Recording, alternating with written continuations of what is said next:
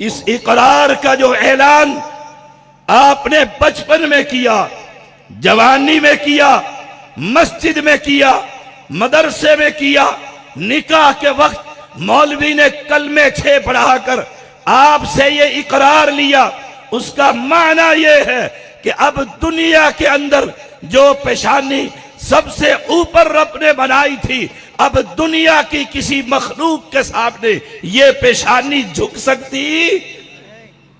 یہ اقرار کوئی نئی بات نہیں ہے، نیا چاند نہیں چڑھا رہا۔ جو کلمہ آپ نے اور میں نے پڑھا، اس کلمے کا ترجمہ یہ ہے، میں گواہی دیتا ہوں اللہ الہ الا اللہ، کہ عبادت کے لائق صرف وحدہ لا شریک ہے۔ سجدہ عبادت ہے یا نہیں؟ رکوع عبادت ہے یا نہیں؟ قیام عبادت ہے یا نہیں؟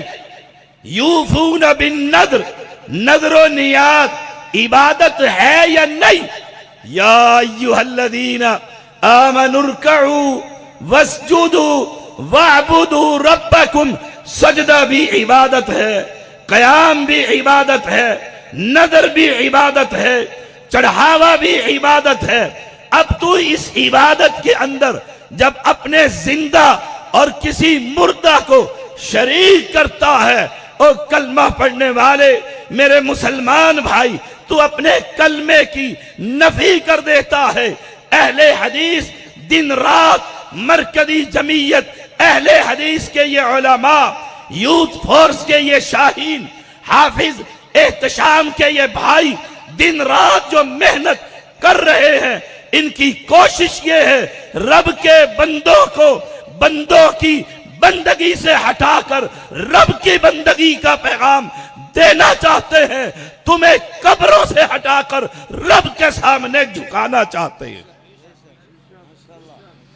اشہد ان لا الہ الا اللہ، پیغمبر نے اس دعوت کو کہا قل ھذہ سبیلی ادعو الی اللہ، پیغمبر سے کہہ دیے، اعلان کر دیجئے، یہ دعوت قبروں کے خلاف، پتھروں کے خلاف، درختوں کے خلاف، مردوں کے خلاف، زندوں کے خلاف جن کی عبادت کی جاتی ہے، یہ دعوت صرف وہابی کی نہیں، وہابیوں کے امام آمنہ کے لال محمد کریم کی دعوت۔ قل ھذہ سبیلی ادعو الی اللہ علی بصیرۃ انا ومن اتبعنی، میری دعوت بھی یہی ہے اور میرے پیچھے چلنے والوں کا پیغام بھی یہی ہے۔ اب فیصلہ آپ نے کرنا ہے۔ اگر پیغمبر کے پیچھے چلتے ہو، آج کے بعد کسی قبر پر سجدہ نہ کرنا، کسی چوکھٹ پہ مت جھکنا، کسی غیر کے عبادت نہ کرنا سوائے ایک رب کے۔ کیوں؟ آپ اللہ کا کلمہ پڑھتے ہیں اور پیغمبر کی اطاعت کرتے ہیں۔ وَمَنِ اتَّبَعَنِي، اور ساتھ کیا کہا؟ سبحان اللہ، پاک ہے اللہ۔ مجھے بتلاؤ، آسمان نظر آ رہا ہے؟ دیکھیے، ستارے نظر آ رہے ہیں؟ کوئی دنیا کا انسان کہے یہ اتنا بڑا آسمان جس نے شرک پور کی بستی کے اوپر چھت بنا کر سائبان بنا ہوا ہے، اس کا فلاں ٹکڑا میرے بزرگ نے بنایا؟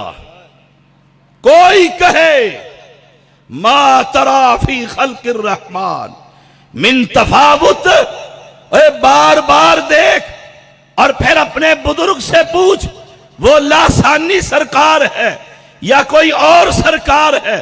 کوئی یہ کہے سورج کی روشنی میں نے عطا کی ہے، چاند کا نور میں نے عطا کیا ہے، جب تم مانتے ہو رات کی تاریکی کو دن کے اجالے میں تبدیل کرنے والا سوائے رب کے اور کوئی نہیں ہے، دن کے اجالے کو رات کی تاریکی میں تبدیل کرنے والا سوائے مشکل کشا وہابیوں کے حاجت روا کے علاوہ کوئی نہیں ہے۔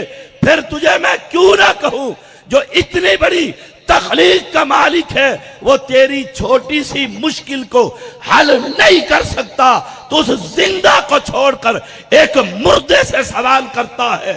ہمیں پھر یہ پیغام دینا پڑتا ہے جب کلمہ پڑا ہے، کلمہ چاہتا یہ ہے مشکل کشا کائنات میں دو نہیں، فرش کے نیچے نہیں عرش کے اوپر ہوا کرتا۔